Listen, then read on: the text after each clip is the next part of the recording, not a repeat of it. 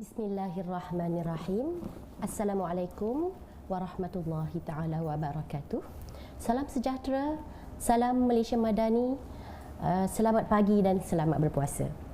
Bagi memberkati program kita pada pagi ini, marilah sama-sama kita mulakan dengan Ummul Kitab Al-Fatihah.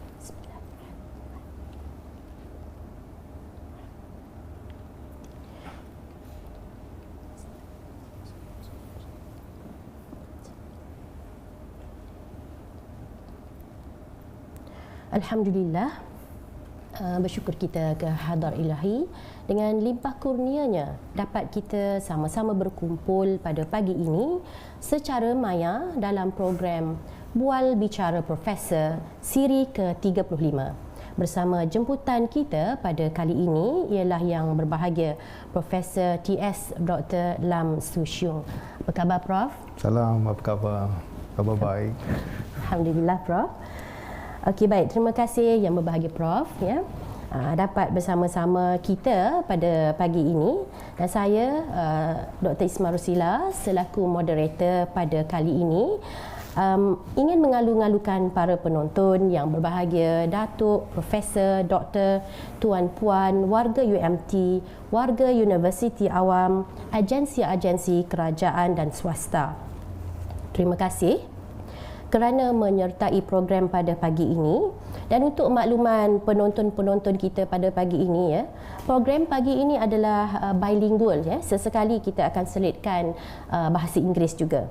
Dan untuk makluman, program kita pagi ini bersiaran secara langsung melalui aplikasi Webex dan FB UMT Official dan juga FB Pusat Pembangunan Bakat dan Inovasi Pejabat Pendaftar UMT.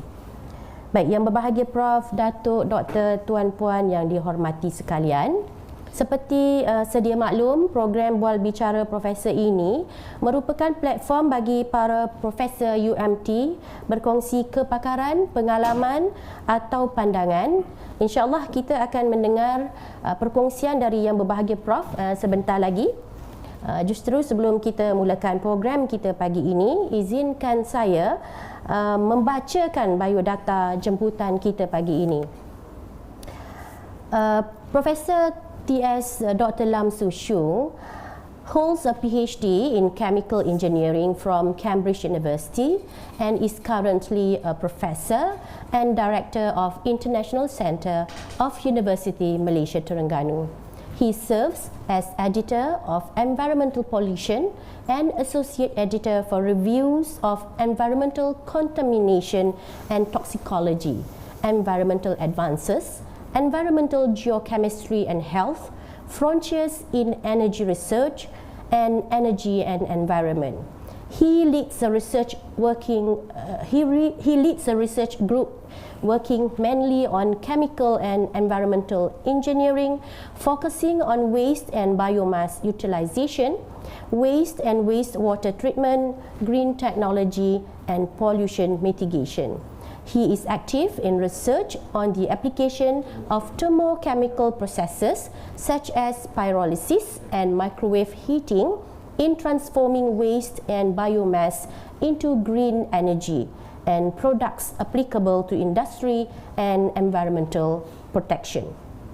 He has secured 30 research grants, filed patent and commercialized inventions from his research team, and publishing over 420 articles in journals, some of which are published in journals such as Lancet, Nature, Science and Progress, in Energy and Combustion, Science and Renewable and Sustainable Energy Reviews.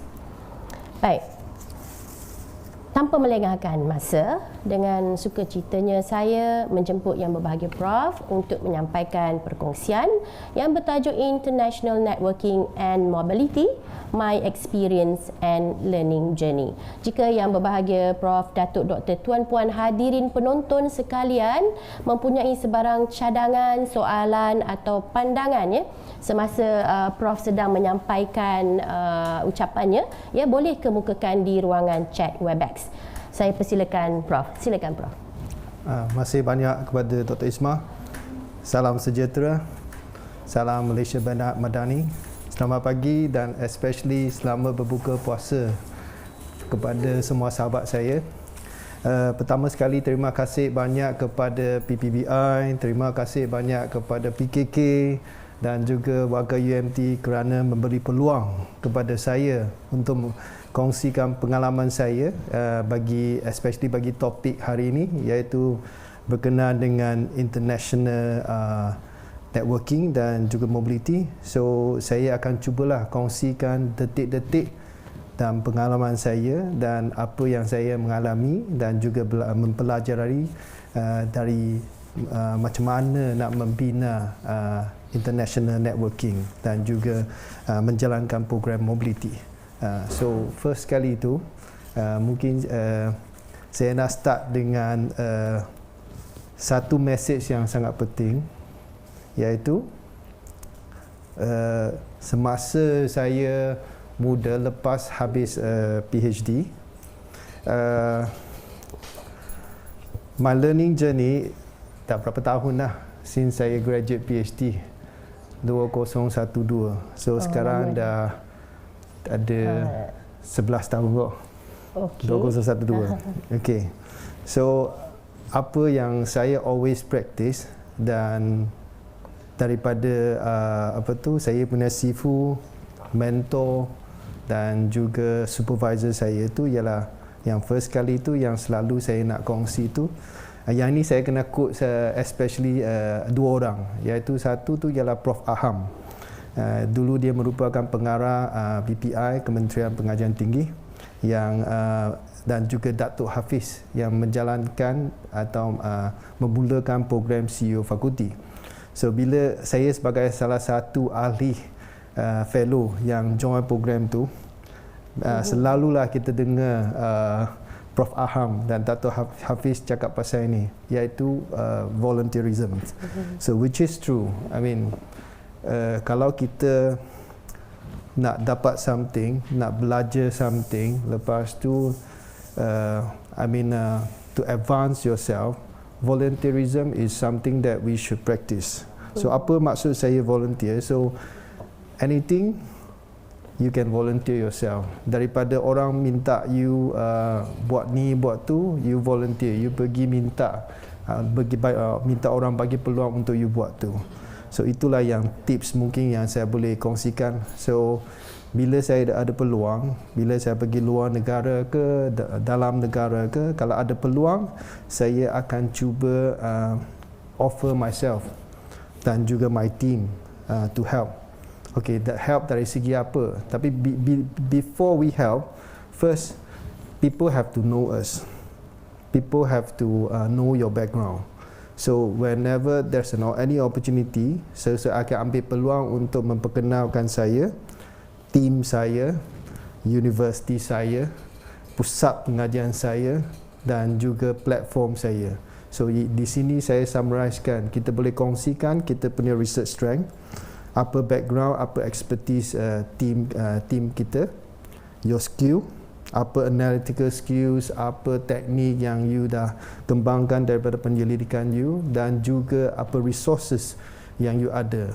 Tak kisah sama ada resources daripada kita punya team sendiri atau resources daripada universiti kita atau daripada kita punya institute. And then bila orang dah faham and understand what research strengths and platform that you have, then you offer lah yourself, you volunteer yourself to your collaborator, kepada supervisor ya, kepada you senior. Supervisor maksudnya macam dulu saya habis PhD kan, so saya masih ada continue untuk bekerjasama dengan supervisor saya. So saya nak ambil peluang ni lah untuk mengucapkan terima kasih lagi kepada supervisor saya, Profesor Ts, yang merupakan supervisor saya masa saya dekat UK, Prof Asmiambak, supervisor bagi master saya, dan juga Prof Ahmad Yusof, supervisor bagi masa saya undergraduate tu. So mereka lah yang banyak bagi peluang. So even after I finish my PhD, bila saya balik tu, saya akan cuba mencari peluang untuk bekerjasama dengan supervisor saya. Meaning saya daripada supervisor minta saya offer myself. Masa tu saya ingat bila saya balik daripada PhD saya, Prof Ahmad Yusof masih ada dekat UMT. So saya pergi cari dia, and then I say, "Oh Prof, is there anything that I can help?" Sebab dia masa tu dia pun ada ramai student, dia ada research ongoing, dia ada research grant ongoing. So saya carilah peluang, kata, "Oh Prof, ini saya ada skill ni, saya rasa saya boleh bantu. So adakah peluang untuk saya bantu?" So saya dah summarize dekat sini, kita boleh membantu collaborator kita, supervisor kita, dan juga even kita punya team member, kita punya lab mate. Kalau kita sebagai satu student tu, kita bantu dia punya research, sama ada dia punya eksperimen ke, analisis ke, sama ada, atau you boleh membantu profesor senior atau you punya supervisor dari segi supervising dia punya student.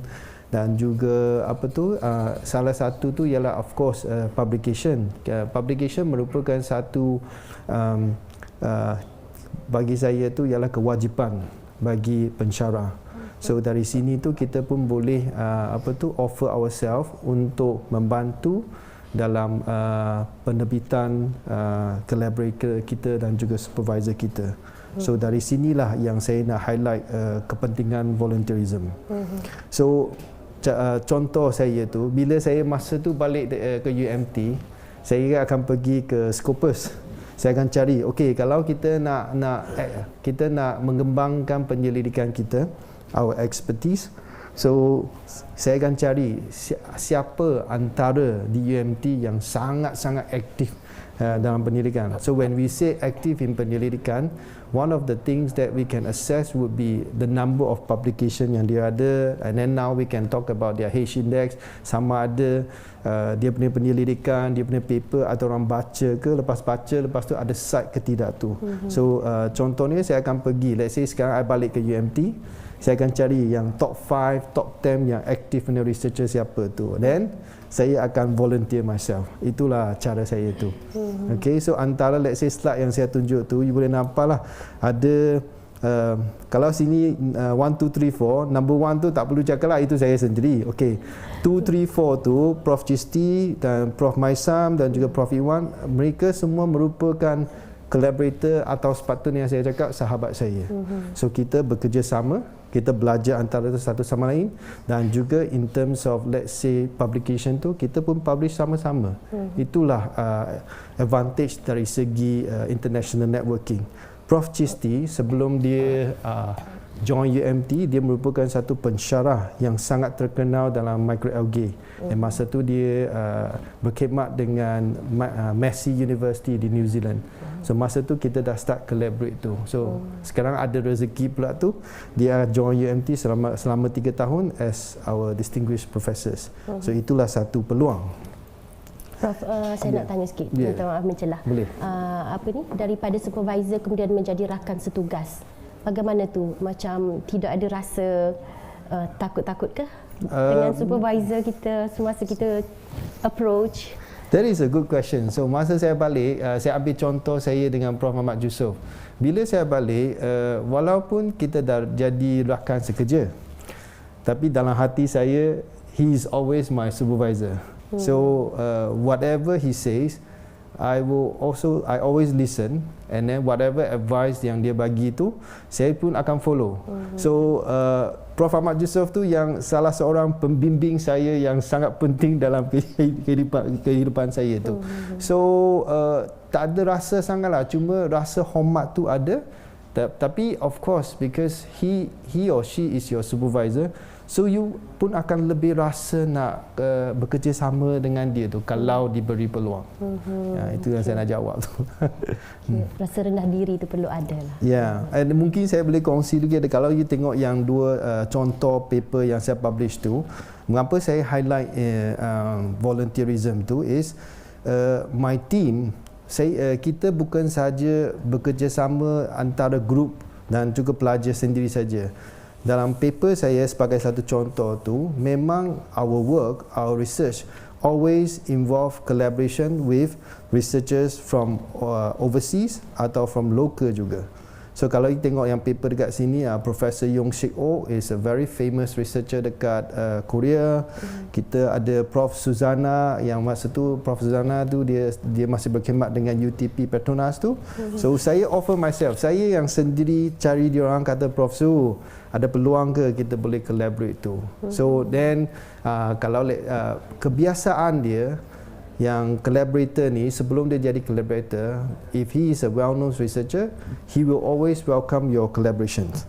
So itulah saya approach Profesor Han Kwan, Profesor Daniel Sang daripada Hong Kong, Han Kwan daripada Korea tu, semua saya yang sama ada saya personally pernah email dia orang, atau dalam conference tu I nampak muka dia, I rasa dia mungkin orang tu, and then saya dah pernah baca paper dia, and then paper dia I tahu dia punya penyelidikan tu sangat dekat dengan saya, so I will approach him. Okay, so another example is that not only in terms of international working, it's not enough that you yourself as a researcher you collaborate with researchers from overseas. You have to promote and encourage your team members to collaborate with them. So in this case, what I have been practicing is that I have also encouraged at that time my final year students, my master students, my PhD students to collaborate and also to involve in joint research with my collaborators from overseas. For example, if you see from the paper on the right, you akan nampak lah yang Peter, Rocky, Ho Yiling is a final year student, Elvina, diorang semua student saya. And then I involve them in working with Prof Maisam and also Prof Murtaza from Tehran universities. So you mobilize your whole team for doing to do this international networking. So this is what I learned a lot from there. Okay, and next. The next slides yang and also I would like to say is that with respect to international networking, one thing that I always receive this question and I have been asking myself is that, let's say with respect to research or the number of publications, whether we should aim for quantity or we should go for quality. My answer and my advice to my peers and also to my students is always on quality. Why? Because quality is what builds your expertise, how you make yourself and your team known to others, and once they know you, then of course it will expand your networking. So internationally, macam apa yang Dr. Isma cakap tadi itu, people always know me as a microwave guy or a pyrolysis guy. So tak kisahlah dia orang search saya, nama saya tu akan nama pyrolysis akan muncul atau microwave akan muncul. And of course they also know me that I have been applying microwave heating and also pyrolysis process in converting in waste treatment or waste recovery. Dan juga because of my background in environmental technologies, so I've always involved myself in initiative and also research on environmental protections. So building up your quality and also making yourself known in your field of expertise is important. So at the same time, you have to let many people, especially those in the overseas, internationally, to know your field of expertise. So one of the ways that I have always been implementing is that we will try to publish our work, our research in this area, pyrolysis, microwave, but we will publish in different journals, just so people know that, oh, there's a group in Malaysia from UMT working on pyrolysis and microwave, and that group is a group of researchers trying to implement microwave and pyrolysis. So that's what I mean quality.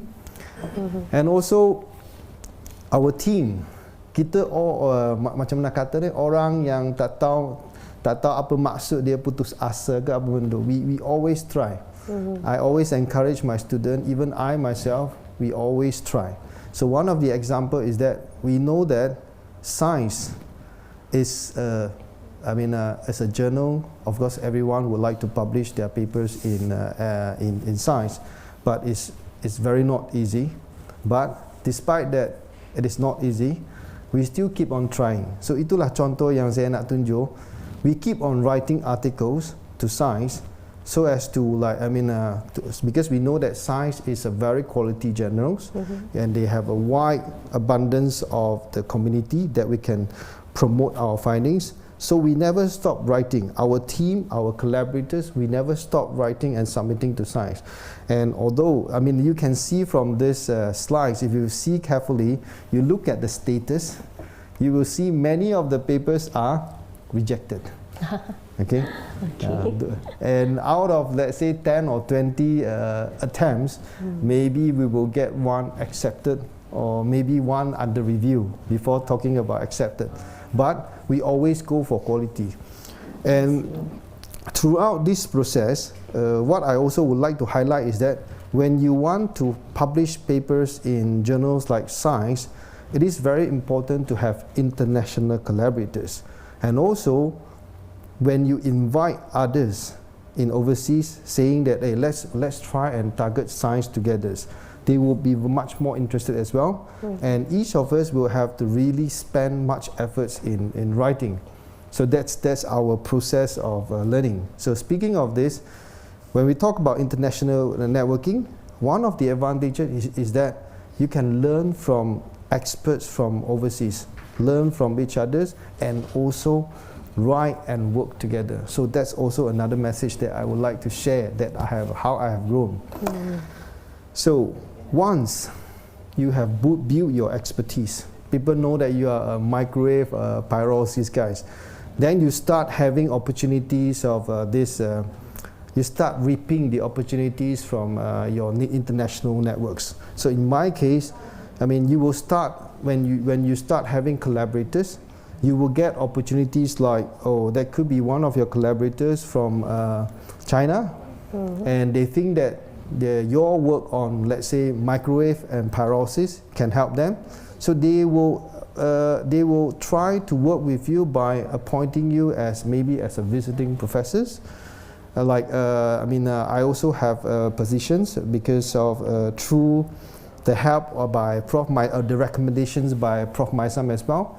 We were appointed as adjunct professor, visiting professors by University of Saskatchewan in Canada, because they think that part of our work can be implemented, can be involved in their joint research. So you will start having these opportunities. So for young researchers, as I say, never stop volunteering yourself, never stop doing quality research. So when you have this volunteerism and quality together, you will start having opportunities in overseas from different countries, as long as they know about your expertise. Okay? And also because of my experience and my journey in building this international networking, thanks to UMT, saya diberi peluang untuk menolong atau membantu universiti dalam mengembangkan pengantarabangsa UMT. So I was blessed to be appointed as pengarah Pusat Antarabangsa supaya kita boleh terus membawa UMT ke pesara dunia. So that's something that I would like to share. So another example yang saya boleh tunjuk dari segi volunteerism and also quality is that macam mana saya volunteer myself. When I graduated from my PhD, I become a lecturer. So lecturers, we have to teach. But other than teaching and also doing research, this was actually taught by my supervisors. When you, other than just doing your teaching and also doing your research, he said to me, Lam, you also need to do a little bit of something extra.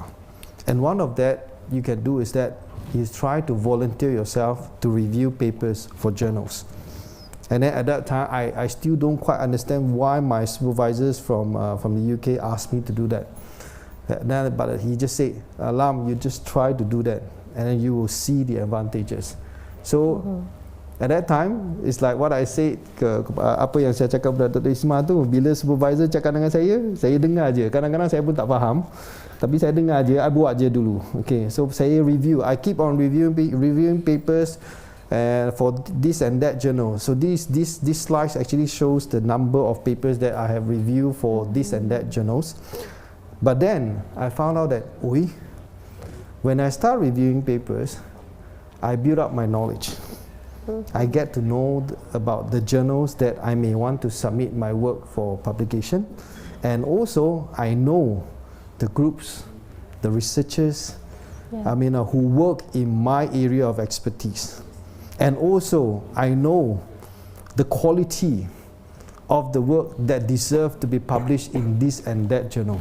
So this is still going back to volunteerism. So by volunteering myself to review papers, I get so many opportunities to grow.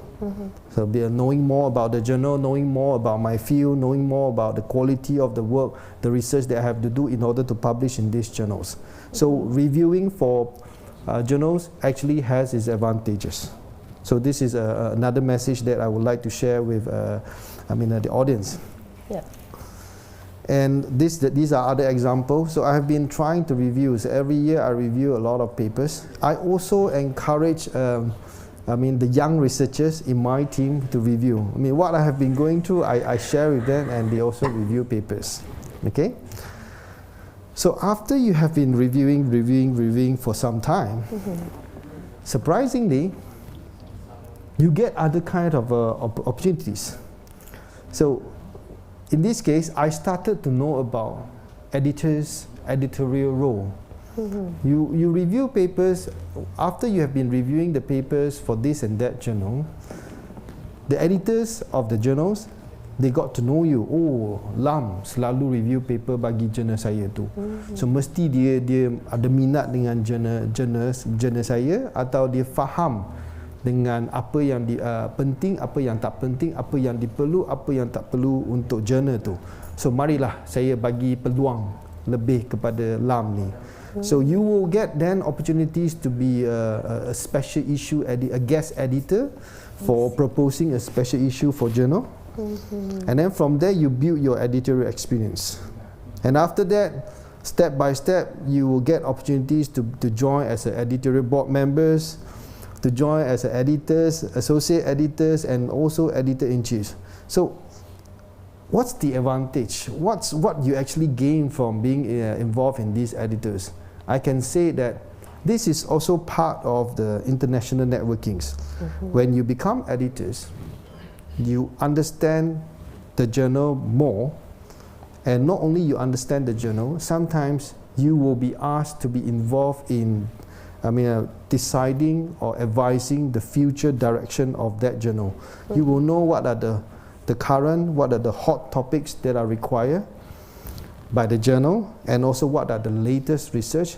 So for this, when you know that, you can use it to have joint research with international researchers, and also do some work, so that there could be one day that you can also submit papers to these journals. So many things that we have learned from being in this, involved in this editorial. I also give an example of my student, Dr. Liu Rocky. Dr. Liu Rocky, upon graduation from UMT, he also got, he has been also following me, listening to my advice, although sometimes he may not understand why I asked him to do this.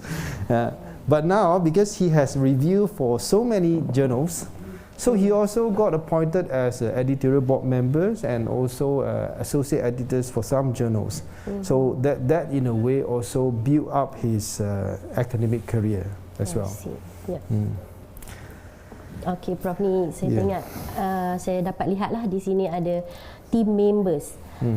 Jadi mungkin Prof boleh kongsikan, kalau kita lihat di sini termasuk juga pelajar-pelajar, iaitu ada postdoc, ada PhD, whether local or international and master student kan. Jadi apakah peranan mereka sebenarnya atau bagaimana mereka menjalankan peranan dalam membantu networking secara global or international. Tapi sebelum Prof jawab kita sebagai moderator lah saya pesan-pesankan kepada audience kalau nak tanya soalan boleh tanya di Webex dan untuk makluman semua program ini juga boleh dilihat di Facebook UMT Official atau Facebook Pusat Pembangunan Bakat dan Inovasi Pejabat Pendaftar UMT. Okey, Prof, berbalik pada soalan tadi. Terima kasih kepada Dr. Isma. Actually, you raise up a very important questions. I mean, it is good first if you have if you are involved or if you are a member of a research team.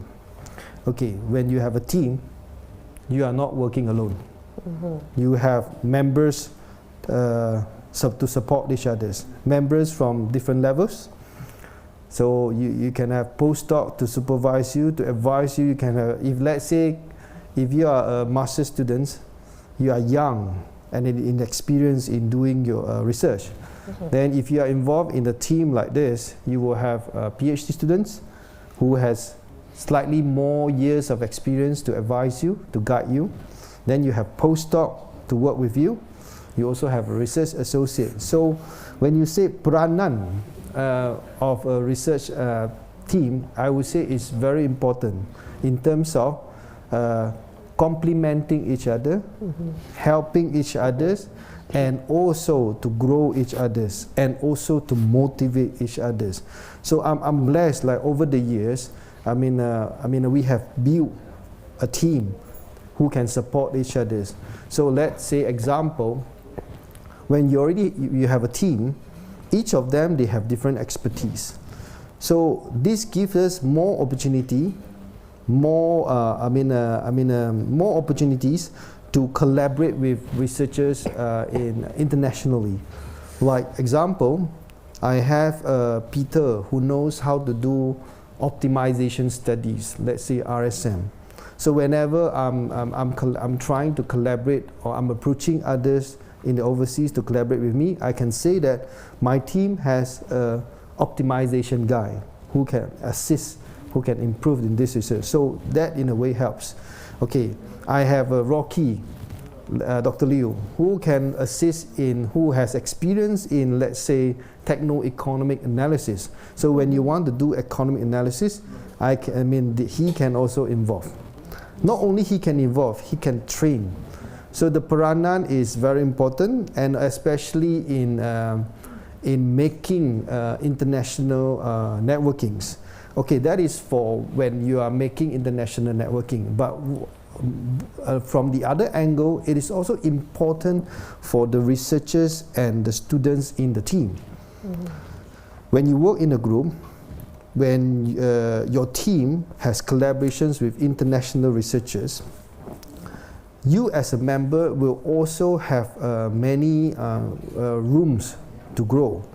Like my students, because of our international collaborations with other researchers, so my students, I would say, most of them, whether they already have the experience or they will have the opportunity to do research attachment in overseas, under fully sponsored by my collaborators. I dare to say so. So my friends, my collaborators from overseas, I mean, depending on their countries and also the funding that they have, but in most cases, they will have funding to support my students, my research associate, to go to, let's say, to go to China for 6 months, for 9 months. So this gives the opportunity to my students to go to overseas, to have a different exposure, to work with people from different countries, and to also to learn new skills. So it's very, very important in terms of this. And also, not to mention that my students, in some cases, they will also be invited to attend conferences, fully sponsored, half sponsored, or at least got some discounts. So this in a way also helps students.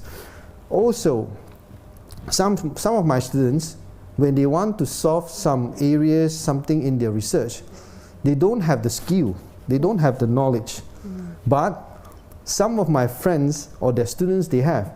So I can also send my students to them to do the research. So that's the importance of having or involving yourself in the research teams for international networking. And I mentioned a little bit on mobility as well, because my topic today is also about mobility. So when you have a team, when you are involved in international networkings, so definitely the research team members will have the opportunities for doing research attachments or even mobilities. Sometimes my students will just be invited to attend a summer school program in other universities. So that's the advantage of working in a team. Okay? Right. So this is a slides that, I mean, it looks simple as a slides, but it actually takes our team. I would say, just now I say I come back for 2012, right? 2011. It took us 11 years to grow this network. So over the years, I never stopped volunteering myself, never stopped approaching others to collaborate. So I mean, I'm blessed actually. I mean, over the years that we have built collaborations with.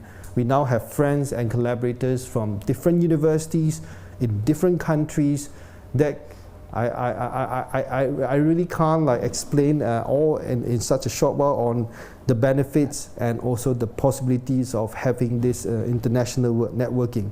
Maybe I'll just share one example. During COVID-19, in Malaysia, we are not allowed to go to lab. We cannot do research. We cannot do experiments.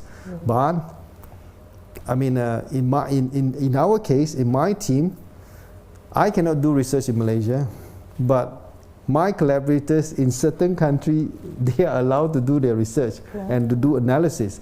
So in that case, I'm able to send my samples, although we cannot travel, but our samples can travel. So I can send my samples to them so they can do research.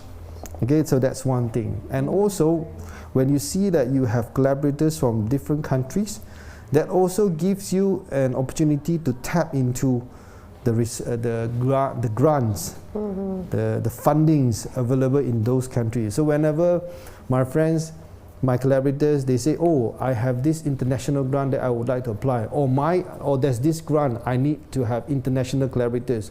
So in some cases, or in most cases, they will also consider inviting Lam. Hey Lam, do you want to do this research? Let's do it together. So that's an area. Okay, that's for research. And also I mentioned about student mobility and student research attachment just now. I can send students to my friend's place to do research, for joint to do experiments.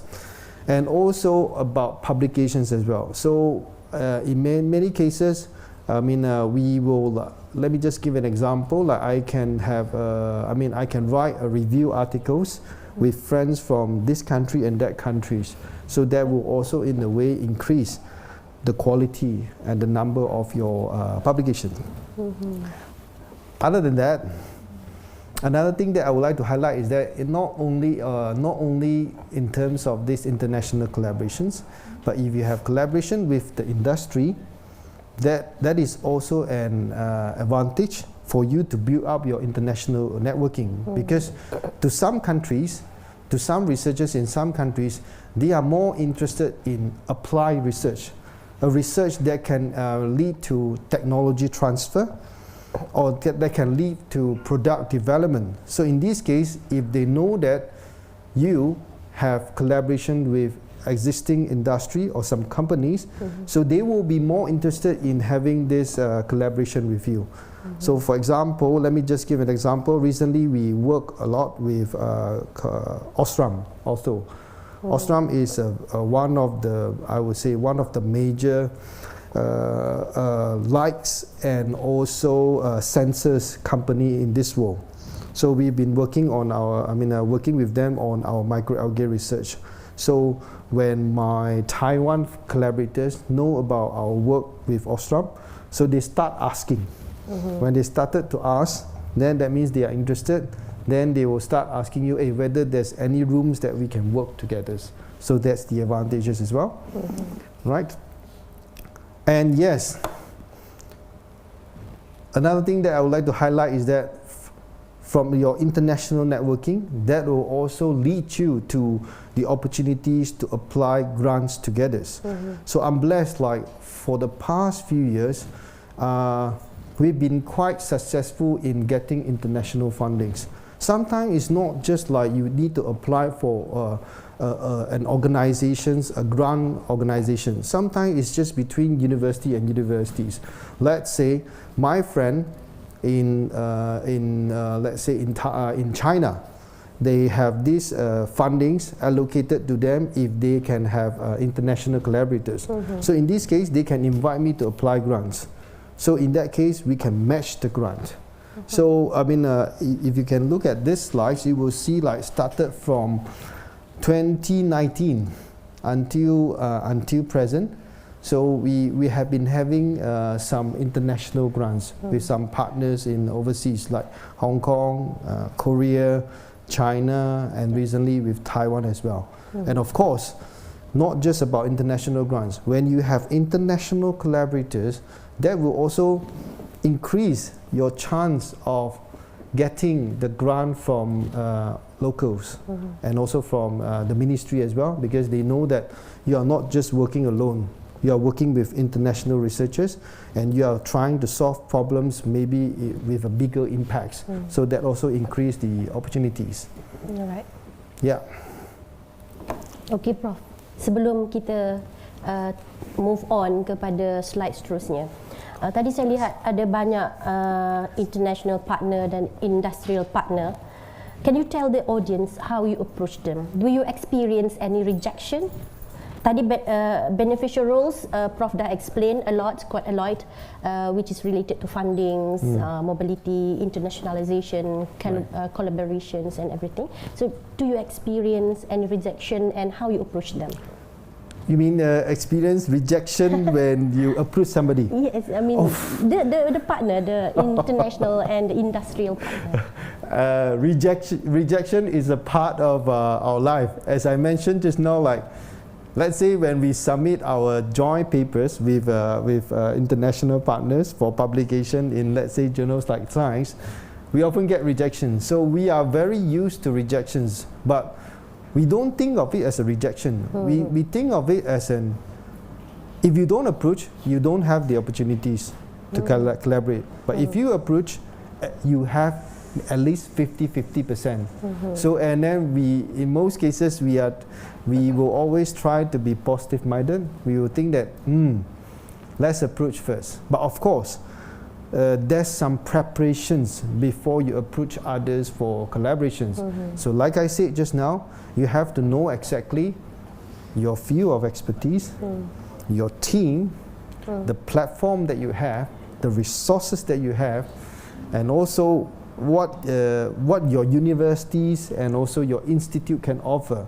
So when you have all these informations, then the chances to collaborate, I mean to have less rejection is definitely higher. So you need to understand yourself, your team, your university, meaning your background a lot. So before you approach other for rejections, for collaboration, surely. All right. So that is for international partner. How about the industrial partner? Is there any? Is that the same ways of approach, or you have different ways of approach to industrial partner? Okay. Prof. Yeah, very nice questions, Dr. Isma. So with the industry, they are not that open compared to academic partners, honestly, I can say. So when you work with industry, because industry, they are more results oriented, okay? So when you approach them, before you understand what you have, you need to understand them first.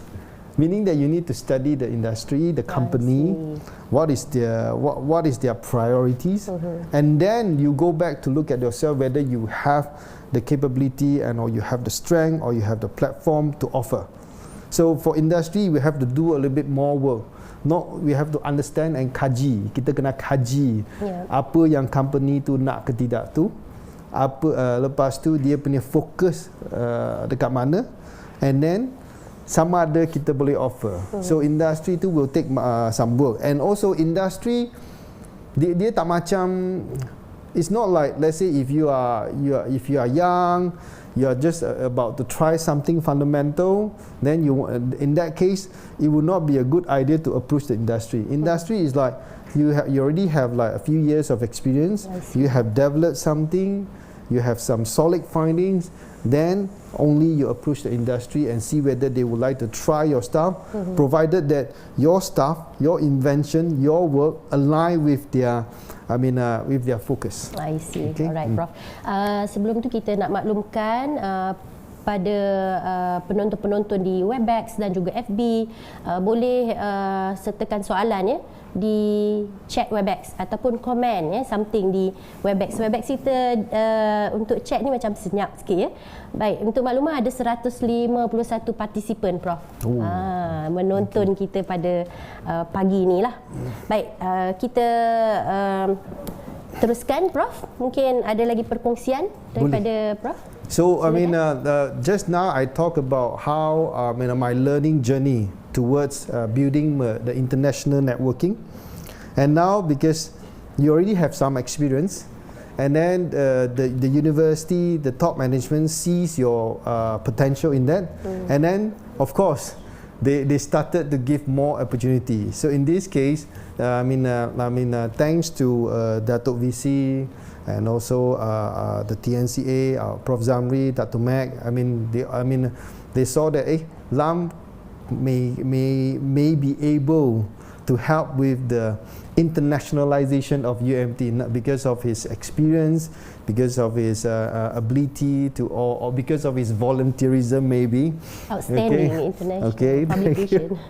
So that comes to my the second part of my academic career, which is to dedicate myself to internationalization of UMT. Okay. I have to. So for this internationalization of UMT, you need to know the priority of the universities. Okay. So for the universities, what is very important is to improve the global visibility of the university itself. Okay, and how? So of course, one is we need to know why a universities needs to improve the internationalizations. Of course, one is to improve the global visibilities, and of course, from this we need to improve by having the global visibility, by having internationalization of the university itself. This will lead to the improvement of the academia, the academics, and also increase the number of the intakes of international students. We want to have more international students and also staff in UMT, so as to improve the academic status and also the level, we call it pembelajaran dan pelajaran of UMTs. Okay, so with respect to this, for internationalizations, there are a few things that universities would like to expand. One is of course international students, the number of international students, and of course we want to increase the number of inbound and outbound mobilities.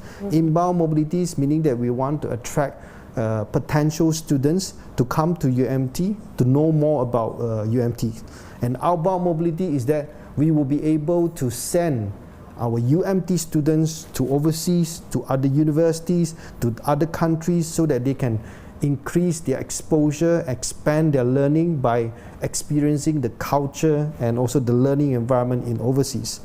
Okay, and of course, to do this, one of the very important criteria is that UMT needs, will try his best, and also will try to improve or increase the number of the collaborations with the universities that is reputable, and one of the assessment criteria would be like if the university is ranked in the top 500s. Okay, so UMT has been doing quite well. Actually, I have to really like give the credits to UMT. Like UMT, has never stopped in encouraging and supporting mobility program, meaning supporting the students to go to overseas, to improve, to have the chance to let the student to grow further, and also to attract students to UMTs, to let them know about UMT and how good UMT or the capability of UMTs. So if you look at this chart, we have been doing quite well in terms of our ranking in Malaysia and Asia in terms of the mobility students. So over the years, speaking of this, I have to give credits to Dr. Isma as well.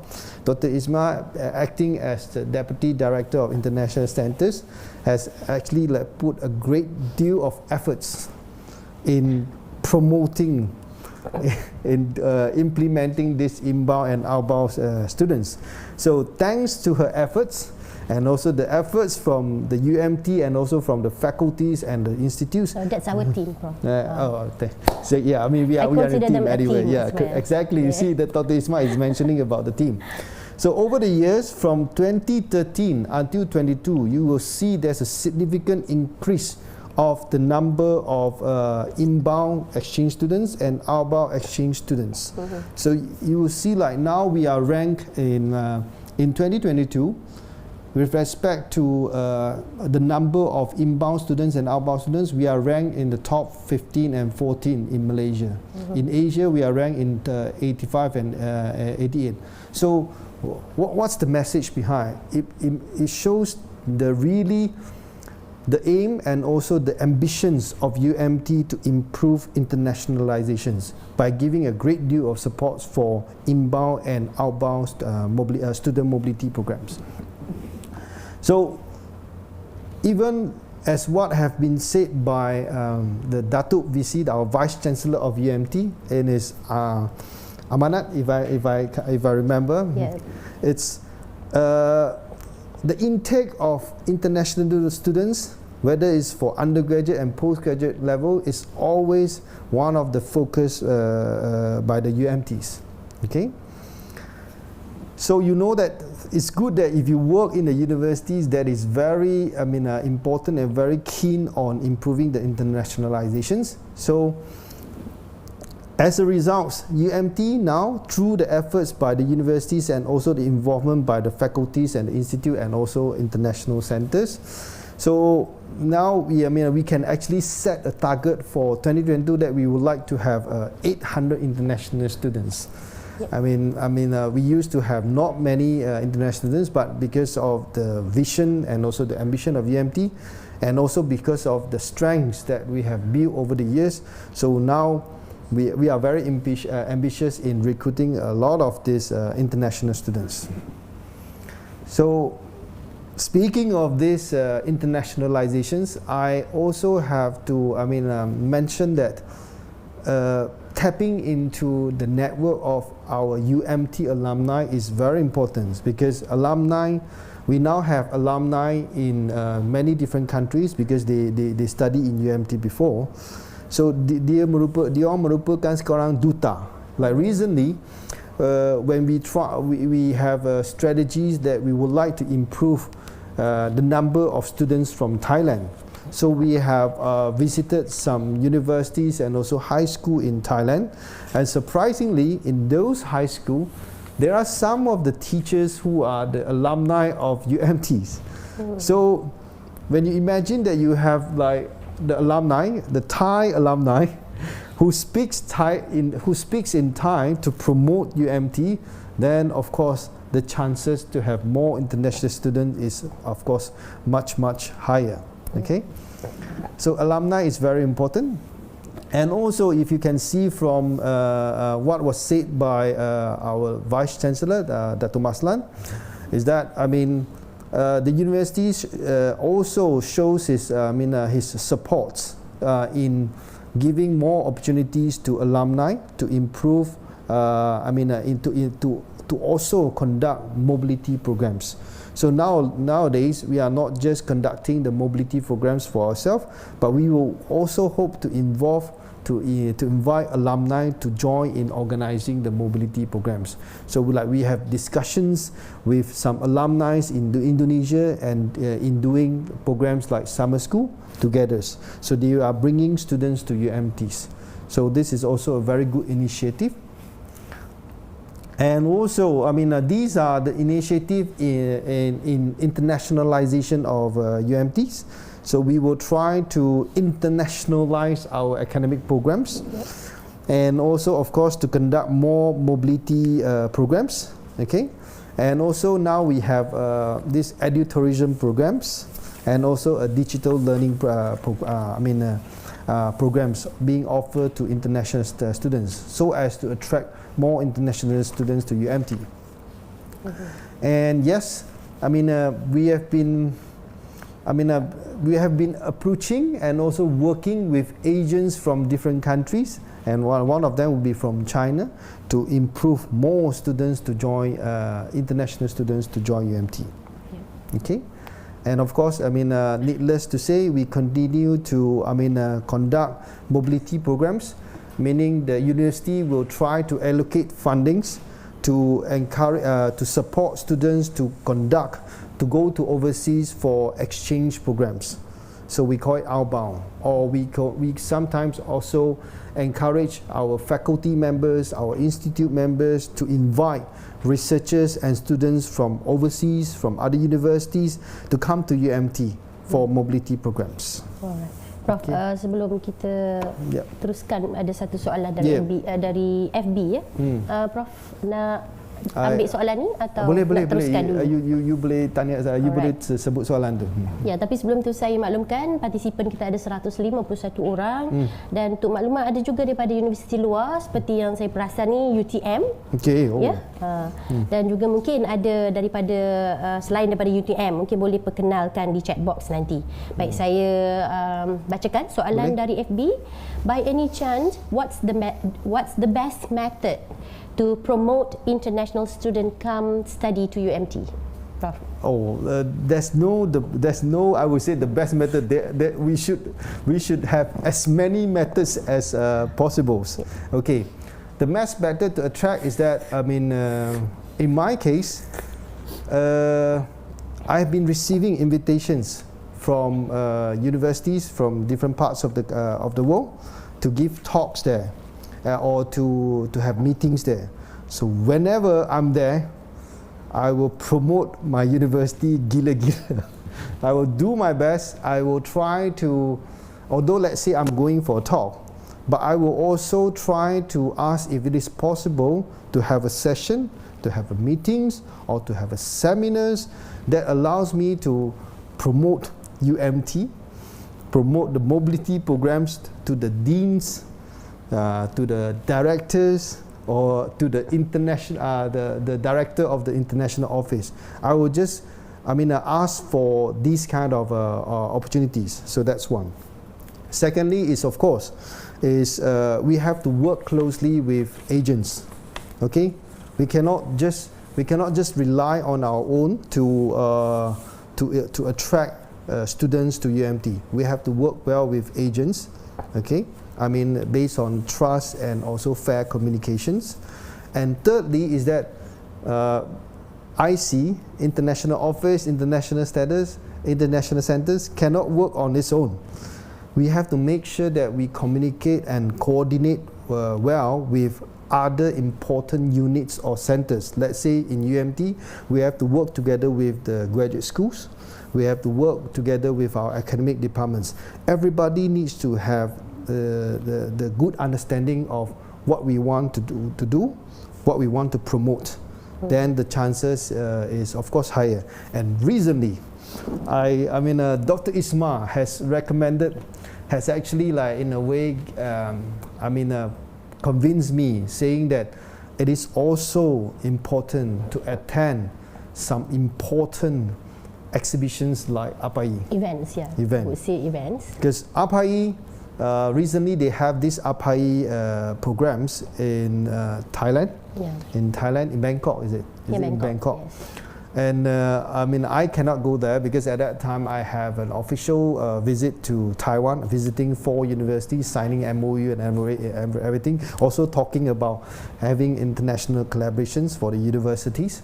But thank God we have Dr. Isma to be a participant for these APAI programs. So maybe Dr. Isma can share a little bit on what are the advantages. I mean, because you were there, I cannot comment too much. Yeah, I would say APAI is a once-a-year event. Walaupun it's a once-a-year event, but it is a place about 2,700 delegates this year, I guess, and 650 countries. It's Asia Pacific, which includes also America, joining the exhibition, being a presenter. So it's a good place. To me, it's a good place to promote UMT as a Citra UMT. And then also to find new collaborators, new universities that have the same niche areas, which is, I think, it's only once a year, so a good place to have quite a lot of networking, Prof. Yeah. Thank you. Yeah, I think Isma also mentioned that. I mean, when you are in that kind of programs, you, I mean, of course, I have to say thanks to her initiative as well by sending many emails, to the attendees in that APAI program, even before he attended the APAI programs. And after she attended the programs, she also sent a lot of follow-up emails to the participants. And you'll be surprised about the number of the replies that we receive. So there are interest from several universities, I would say quite some of them, who are interested in building, having collaborations with UMT, whether it's for student mobility, whether it's for summer school program, or whether it's for visiting UMT, or whether it's for, trying to send some of their staff or students for masters and PhD programs. So you'll be amazed. So going back to the questions just now, I think attending some key exhibition is also very important. Thank you. Yeah. Okay. Right. So, Prof, I would say rather to do a networking and for all the lecturers, if they attend the conferences, take that as opportunity. When you get back from the conference, do some follow-up emails. It's good to get in touch with the friends that we met during the conferences. Yeah. Alright. Mungkin Prof ada lagi nak dikongsikan? Maybe I'll just go through a bit. I think I talk a lot on this international students. Maybe I'll go to the next slides. Is that first, to build up international networking, I have to say that one of the key things that I would bring up is that the top management, the university management, they have to support this. And we are blessed for UMT. We are blessed that we have received, I would say, good support.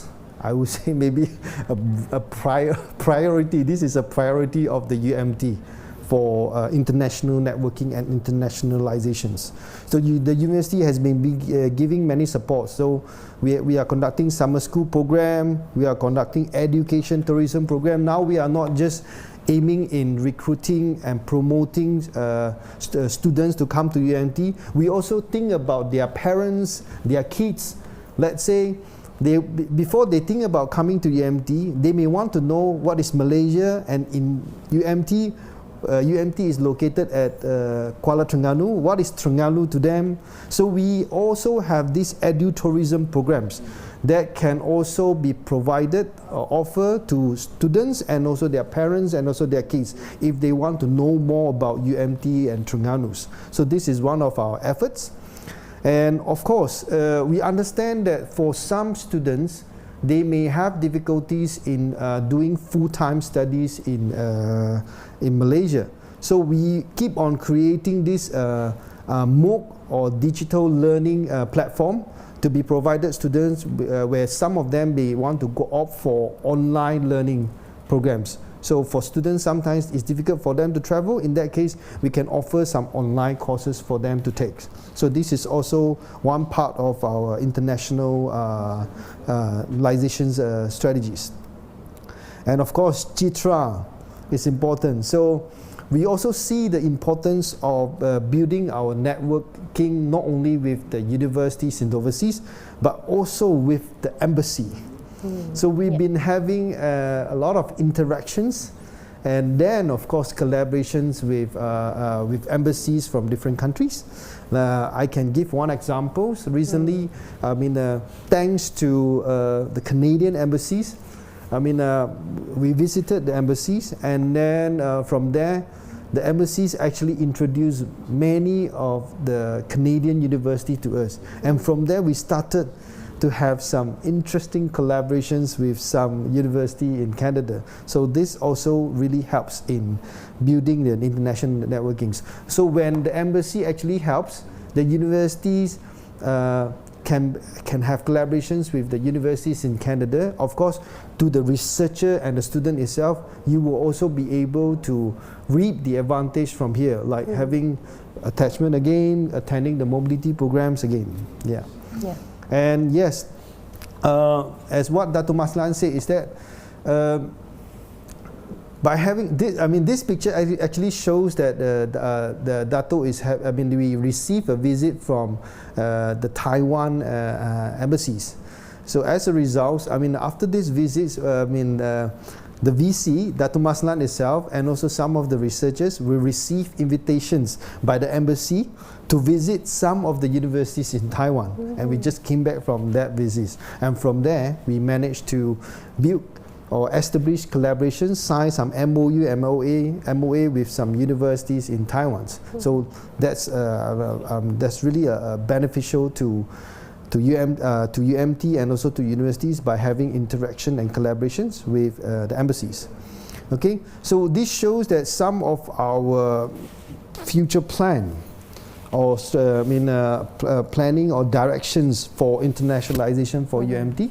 So as you can see, we know that alumni is very important, so we are appointing some representative, our alumni as a representative in each country as an agents. Okay, of course we continue to improve our service and also our management with respect to international students. And of course, one of the key consideration would be to providing enough accommodation to the international students. And for this, UMT has been doing a lot of efforts. And of course, we try to group our promotions into under one center, under the Pejabat Komunikasi Korporat. And of course, we are also exploring to have this joint degree, double degree with university in overseas. Okay, and of course we never stop in appointing established researchers in overseas to be our visiting professors, and we also do this targeted promosi bersasar in some countries who are interested, where the students are interested to further their study in UMT. And we continue to expand, to increase our collaborations with other universities through signing MOU and MOA. Alright, Prof. Okay. Sebelum kita ke slide seterusnya, saya ingat 2016-2017 ketika itu UMT menekankan untuk setiap fakulti satu sama school. Nah, sekarang saya nampak adanya satu inisiatif untuk dan menggalakkan fakulti untuk pelaksanaan program dual degree atau joint degree ataupun dual master. Jadi mungkin Prof boleh jelaskan kepentingannya tu dalam internationalization. Dual degree is actually a very interesting strategy, because we think that it brings benefits kepada banyak pihak. Okay, dual degree, let's say saya bagi satu contoh, UMT ada satu kolaborasi dengan satu university in Belgium, panggil Ghent Universities, dual degree. Maksud dia, pelajar UMT dia akan spend some masa, let's say 2 tahun di UMT, and then dia dapat pergi ke Belgium selama 6 bulan sampai setahun untuk study dekat sana dan buat penyelidikan di sana tu. So dari sini dia akan dapat exposure dan juga peluang untuk buat penyelidikan di dua tempat tu. So ini memang akan memberi lebih banyak area untuk membangunkan dia tu. Okay, and then dari segi universiti tu, we see that is an advantage kalau sesetengah student tu dengan ada exposure dan learning dari dua tempat, dua universiti tu, and then as a result dia boleh dapat sama ada joint degree atau dua degree, maksudnya 2 degrees from 2 different universities.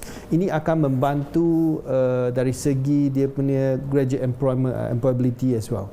So itulah yang kita nampak kepentingan. And then also bila adanya dengan ada 2 degree atau joint degree, ini akan memberi peluang kepada pelajar daripada kedua-dua universiti untuk untuk travel antara untuk ada attachment ke atau study di dua tempat tu. So secara tidak langsung ini akan improve the attraction or the number of the students who wants to further their study to master and PhD levels, because they think that the possibility that they might be able to go through this dual degree mode.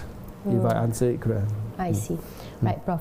Kita ada soalan di chat Webex. Yeah. So Prof nak teruskan atau boleh kita simpan saya jawab soalan? soalan Okey, so kita raikan soalan ni ya. Baik, untuk makluman Prof dan semua penonton-penonton di Webex dan juga FB, soalan tadi sebenarnya datang daripada Dr. Ma'aruf Abdul Ghani, yang soalan mula-mula tadi tu, dan soalan yang kedua ni juga daripada Dr. Ma'aruf Abdul Ghani, bertanyakan, Prof Lam, any plan to improve UMT facilities such as student accommodation, one of the reason to attract international student? Okay, thank you. That's a very good question. I know that accommodation is always a main consideration to international students, and I'm glad to inform that I have to be honest saying that UMT has never stopped looking for efforts, looking for initiative, and also looking to improve the number of accommodation and also the quality of accommodations provided to international students. So we are glad to inform that UMT has secure a housing area near to UMT. Like if I'm not mistaken, we have purchased about 30 houses in one area nearby UMTs, and out of that 30 terrace house, double stories, 10, if I'm not mistaken, 10 of them will be provided to UMT to international students. So that is equivalent to, because what I know from there is that the 30 unit houses can accommodate for about 400 to 450 students. So 10, meaning 1/3 of that will be offered to international students. So in this case, there will be about maybe 100 to 150 new accommodations provided to international students. So I hope that's a good news to to international students in UMT. Prof. Baik, untuk makluman semua, kita ada 158 Prof sekarang ni participants, reaching to 100, so that's good. Baik, rakaman program Bual Bicara Profesor yang lepas boleh dirujuk di Facebook UMT Official dan ataupun Facebook Pusat Pembangunan Bakat dan Inovasi Pejabat Pendaftar UMT, dan juga untuk makluman semua boleh teruskan bertanya soalan di Webex. Okey Prof, kita teruskan dengan perkongsian. Boleh. Maybe I will share some of my practices in terms of building how a researcher or maybe a student as well build up their international networkings, or also finding chances for mobility programs. Okay, so this I have been practicing since many years ago. So wherever you go for student presentation, or you go to universities, you go to APAI, you go to conferences or what, right? Normally, if you go and present a paper in conference, right, you will just present your research. You start with your title, and then you with your abstracts, and then you go straight to the content of your research.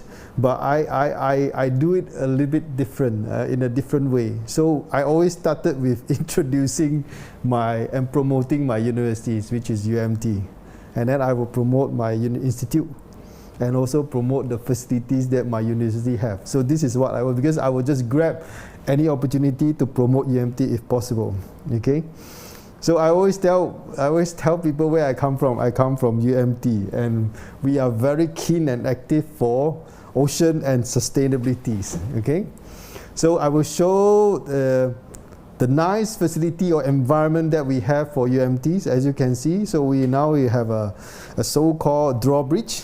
Okay, we have sailing clubs. So hopefully, like let's say if students they would like to come for short-term research or they want to come for mobility programs, they can join our sailing clubs, and we have our RV discoveries. So this is what I have been talking to others. We will introduce UMT, and then there's no doubt saying that we are very close to the beach. There's a beach behind UMT. You can just go there, right? Okay, and of course I will highlight the ranking, the status of UMTs. Like we are ranked within the top 200 of in Asia from the QS ranking. We are we are within 1,200 for THE, and we are ranked among the top 500 for agricultural. So this is something that I will bring out, so people know. So people it's not enough that they know about you. They need to know about your university, the strength of your universities. Okay, and I will also show the facilities, the hostels, the faculties that we have, and how many students we have. Okay, then I will of course I'm so proud in bringing out the facility, the research stations that we have in UMT. So we have like this Jaga Hutan Turtle Conservation Research Centers. Okay, I will bring out the nice initiative by Dr. Uze, who has been running this see-through programs very successfully. I will bring out our Kenya Lake Research Station, saying that we can bring visitors, students to the class sanctuary. We have our own UMT houseboat, and also we have some student accommodations, conference room in Tasik Kenya. We are Spark, yeah. Dr. Isma is a member of Spark. Okay, I think she can promote better than me. And we are very active in aquaculture. We can grow fish, crabs, prawns. And of course, never forget about our Bidong Islands. Okay, we can have mobility programs, summer schools, water safety courses, or team building events in Pulau Bidong, because we can do all this snorkeling and diving. I think most of the UMT staffs will have the opportunity to do that.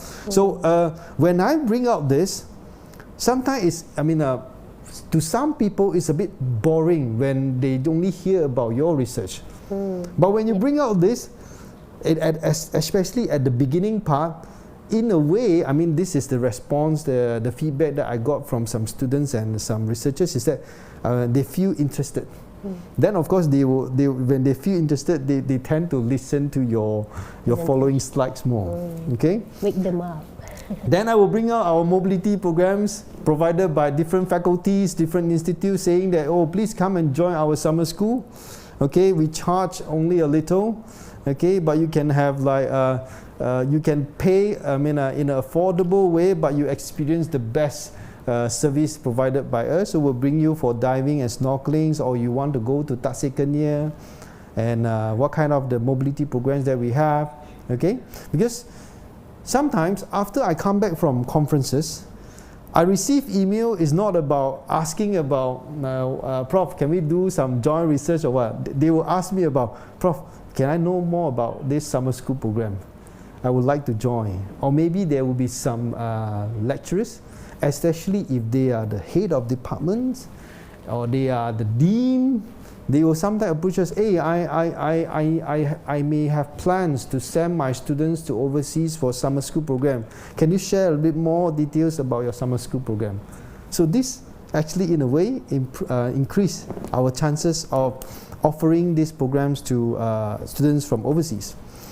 So we have the volunteer program from See-Through, organized by Dr. Uze, the See-Through, and also we have this internship programs.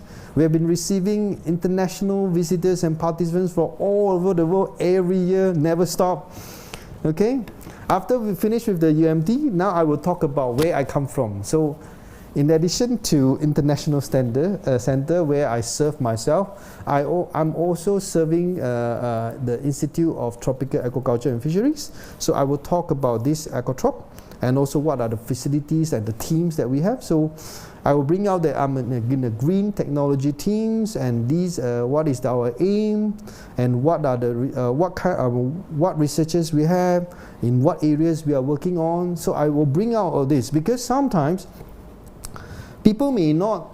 People may not want to collaborate with you because of your expertise, but they may want to collaborate with other of your faculty members or institute members who falls into their areas of expertise. So it's good to bring it out, okay?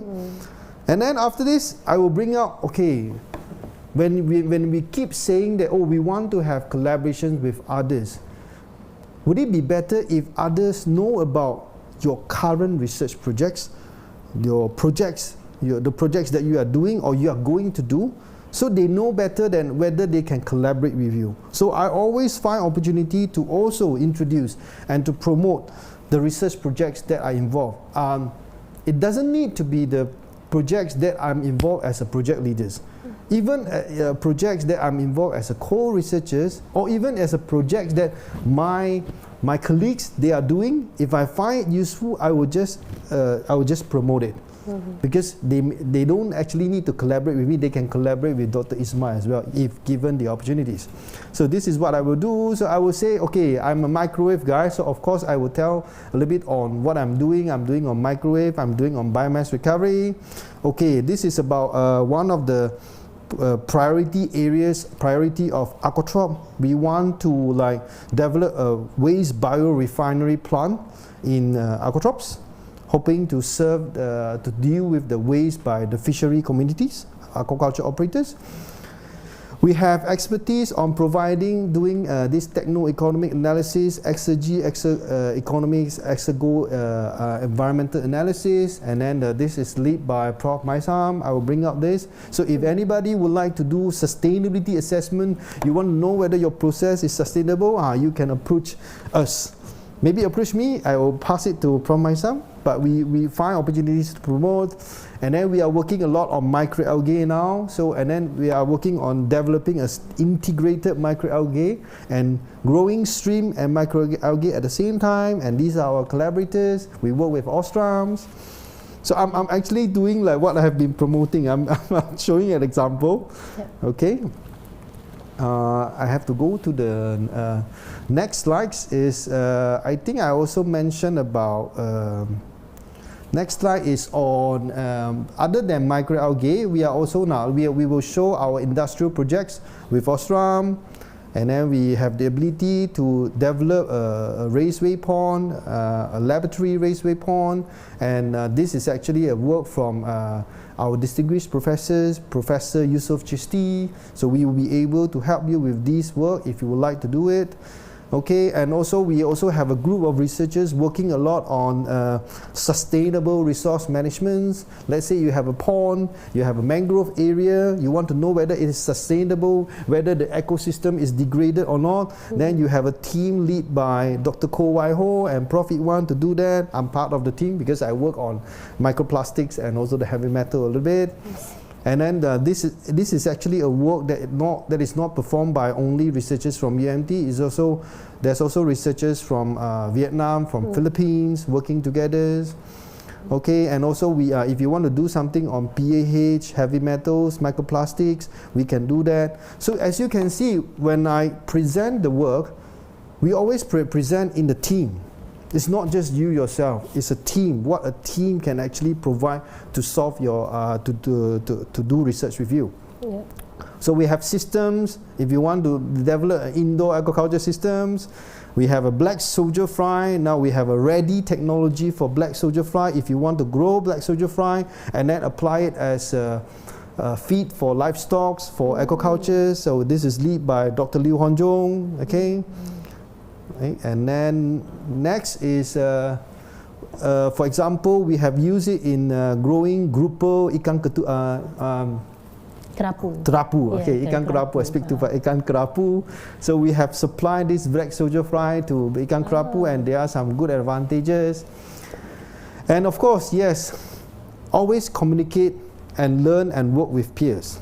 Okay, so I show this an example, right? I mean, I think I've covered this part before, where I mentioned before that, I mean, when we collaborate with others, we also involve our students. So I highlighted Fong Xingying and also Felicia. Felicia used to be my final year students. So sometimes you will think that a final year students, can he or she actually do research? Can he or she publish a paper? Well, I can honestly tell you, I have shown that this is working. She can, but of course she cannot do it by herself. She needs to work in a team. Then there's a possibility.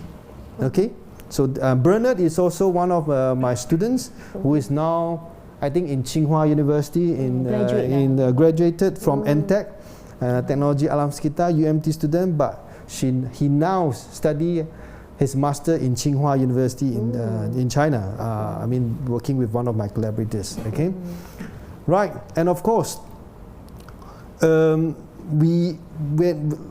my case, I mean, of course, being a researchers, being an academicians, we always want to like have one day like we can publish in good journals like Science, Nature.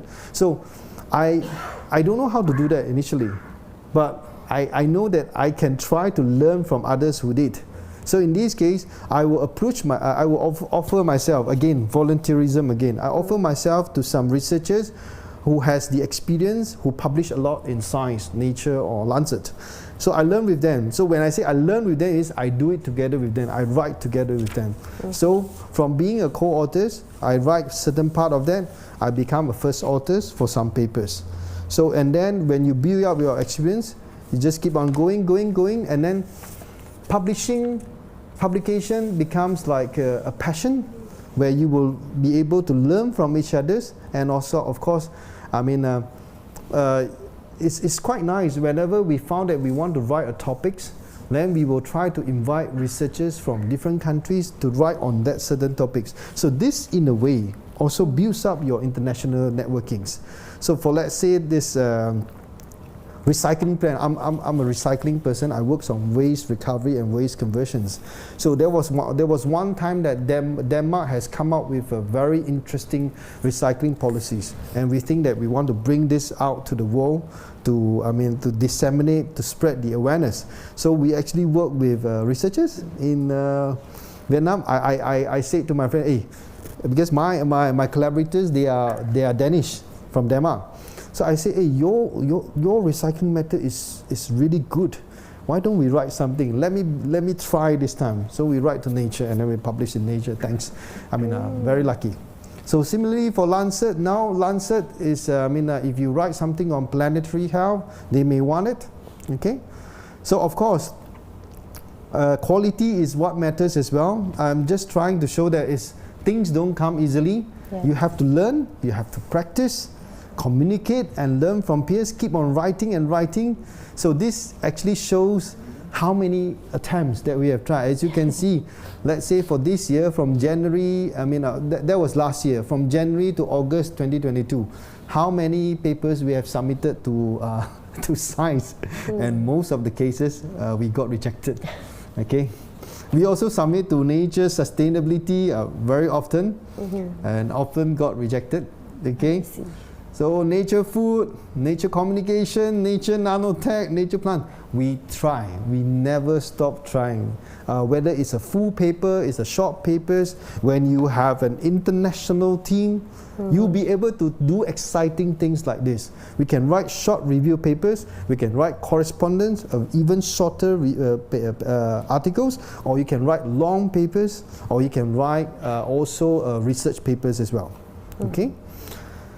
Yeah, so my last message maybe before I end is to highlight the importance of, I know you are going to ask me these questions, Isma, so I might as well just say it. Attending conferences is very important, okay? So I never stop highlighting the importance of this. Personally, I've learned a lot, I've gained a lot from attending conferences. So these are some of the examples.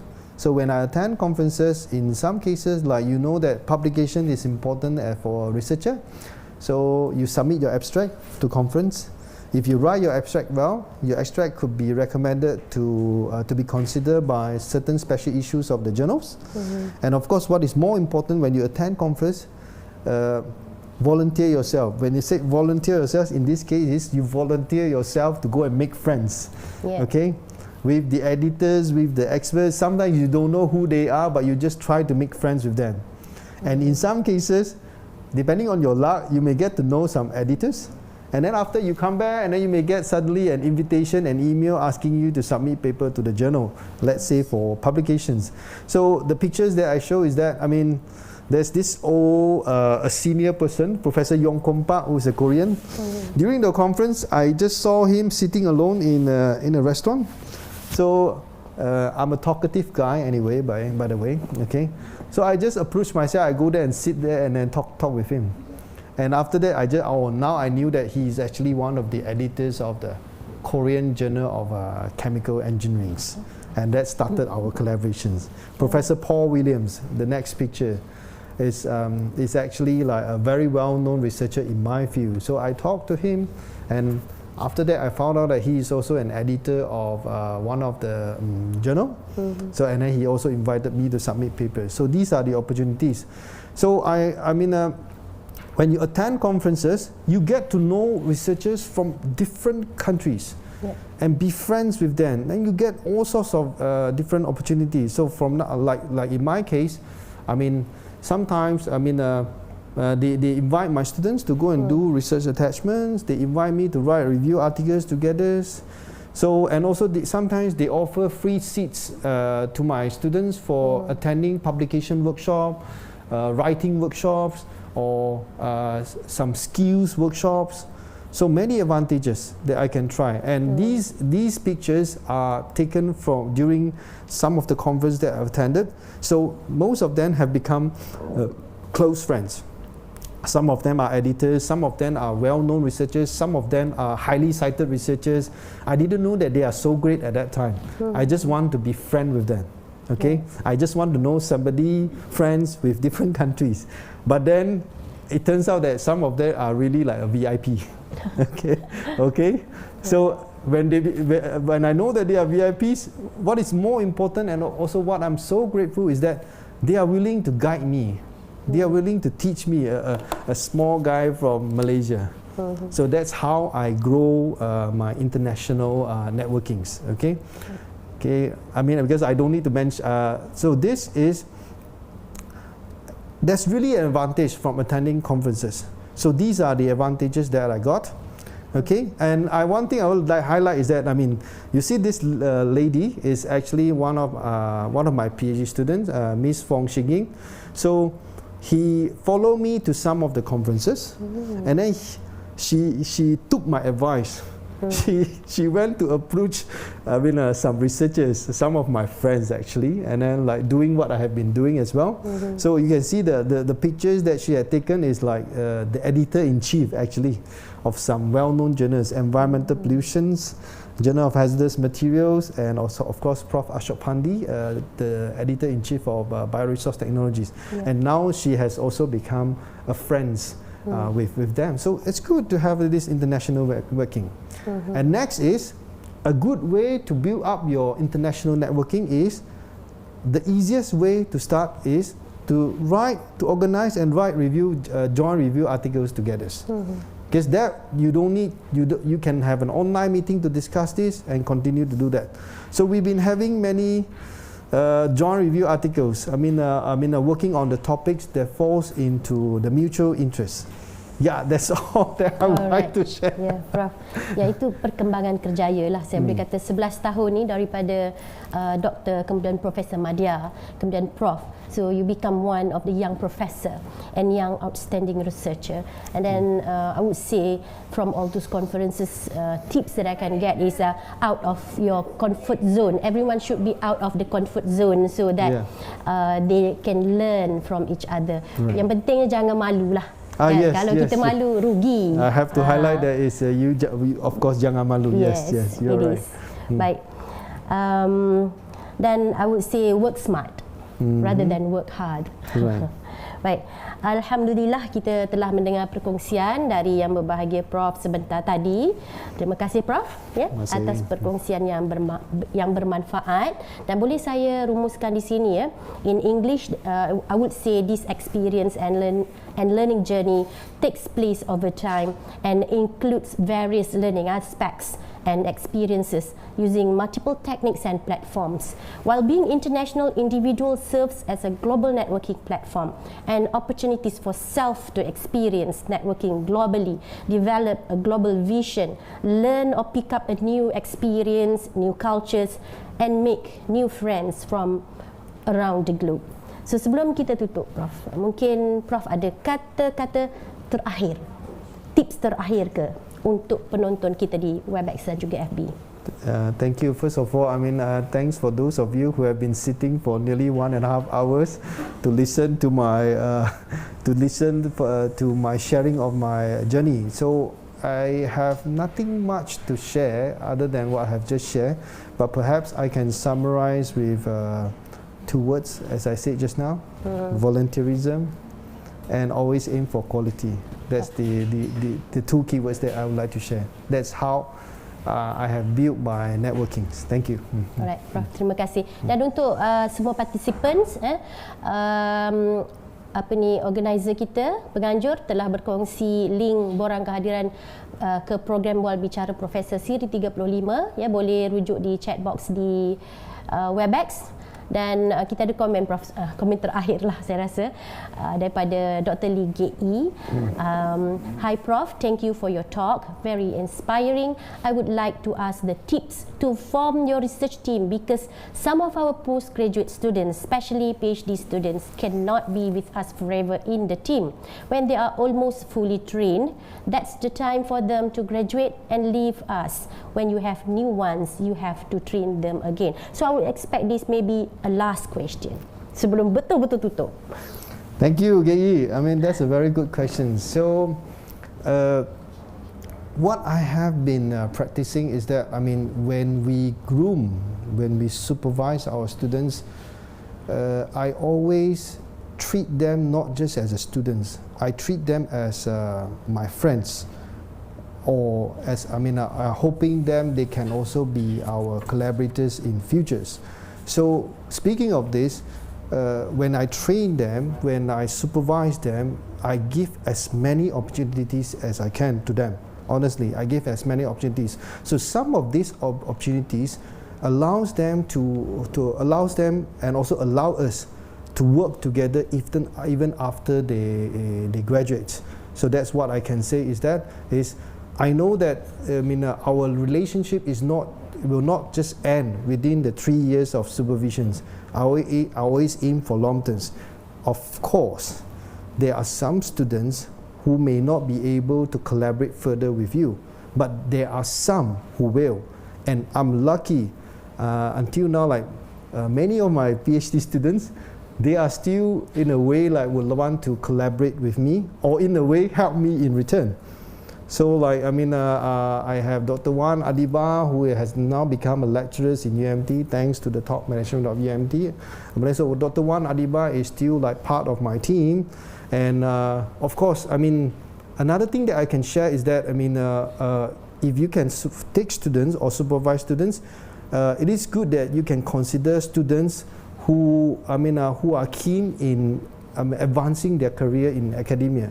So I have some of my students who has become lecturers in the private universities, in the public universities. So whenever they become an academicians, so they will still want to collaborate further with you. So I'm lucky to have quite some of them still working in academia.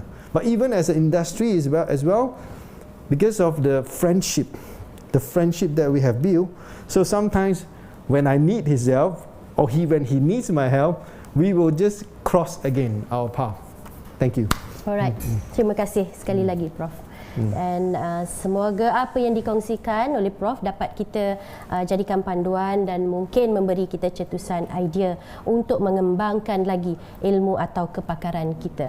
Dan untuk makluman semua pendengar, rakaman program Bual Bicara Profesor yang lepas boleh dirujuk di Facebook UMT Official atau Facebook Pusat Pembangunan Bakat dan Inovasi Pejabat Pendaftar UMT. Dan rakaman terima kasih tidak terhingga juga pada semua penonton yang berbahagia, Prof, Datuk, Doktor, Tuan-Puan yang setia mengikuti program ini dari awal jam 10 tadi hingga ke penghujung program.